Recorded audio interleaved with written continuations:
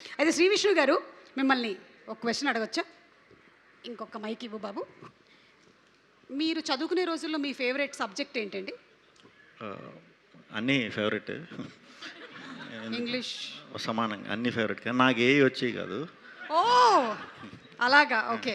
So కాలేజ్లో మీరు లేదా స్కూల్లో చేసినటువంటి చిలిపి పని ఏదైనా గుర్తుందా? చిలిపి అంటే నేను బాయ్స్ హాస్టల్, అది చిన్నప్పటి నుంచి. అక్కడ చేయకూడదా చిలిపి పనులు? బాయ్స్ చిలిపి అలా కాదండి, అంటే ఏదైనా అల్లరి పనులు ఏమైనా చేశారా? అల్లరి అంటే మ్యాక్సిమం గాడ్ దూక్ సినిమాలకు వెళ్ళటం. ఓకే, అదే అప్పుడు ఇంకా అదే. అప్పట్లో మీరు గోడ దూకి ఏ సినిమాకి వెళ్ళారు? నేను కాలేజీలో ఎక్కువ గాడ్ దూకి నువ్వు నాకు నచ్చావు. Okay okay. సో మీరు కాలేజ్కి వచ్చేసరికల్లా మెరిట్ స్టూడెంట్ అయ్యారా? మెరిట్ ఏనండి, అంటే టాపర్నే, కానీ ఎగ్జామ్స్ రాసేవాడిని కాదు. ఓ అలా, అంటే మీ మైండ్లోనే మీరు టాపర్ అని ఫీల్ అయ్యారు. బాగా ఎక్కువగా చదువుకునేటువంటి వాళ్ళని చూస్తే మీకు ఏమనిపించేది అసలు మీ క్లాస్లో? జాలేసేది. మీకు ఇష్టమైన టీచర్ ఎవరైనా ఉన్నారా?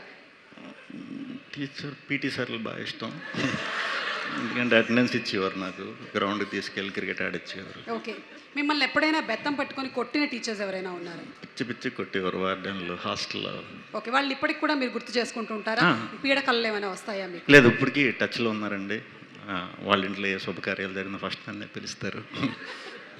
ఎందుకంటారు? అంటే కాలేజ్ అల్లరే, ఎందుకు పనికిరాడు అనుకున్నారు, పనికొచ్చానని. మీ స్కూల్ డేస్లో మీకు ఏదైనా ప్రత్యేకమైన టాలెంట్ ఉండేదా, లైక్ కల్చరల్ యాక్టివిటీస్లో మీరు పార్టిసిపేట్ చేయడం? డ్రామాటిక్స్ క్లబ్, అదే థియేటర్స్.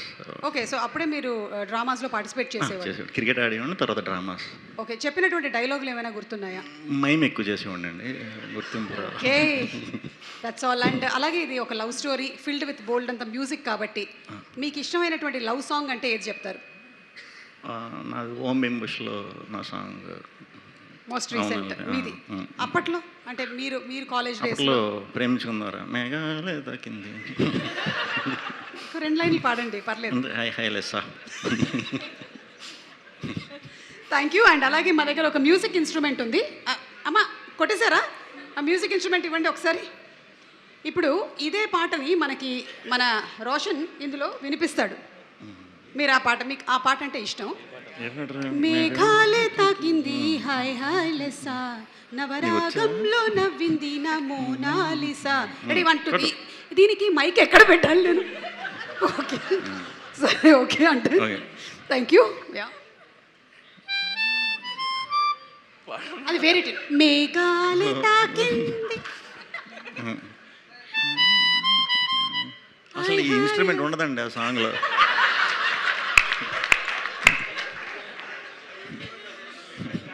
ఇది కాదు, వేరే ఇంకొకటి వాయిస్తాడు చూడండి.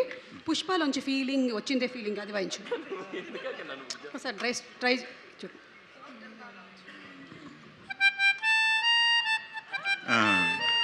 వచ్చినాయి రే, అది వాయించలేదు కానీ ఫీలింగ్ పాట నీకు ఎందుకు వచ్చిందిరా?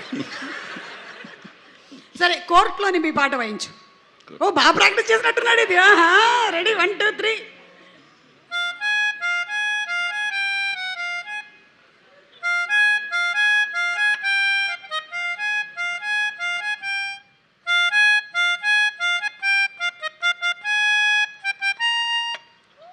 Not bad, super.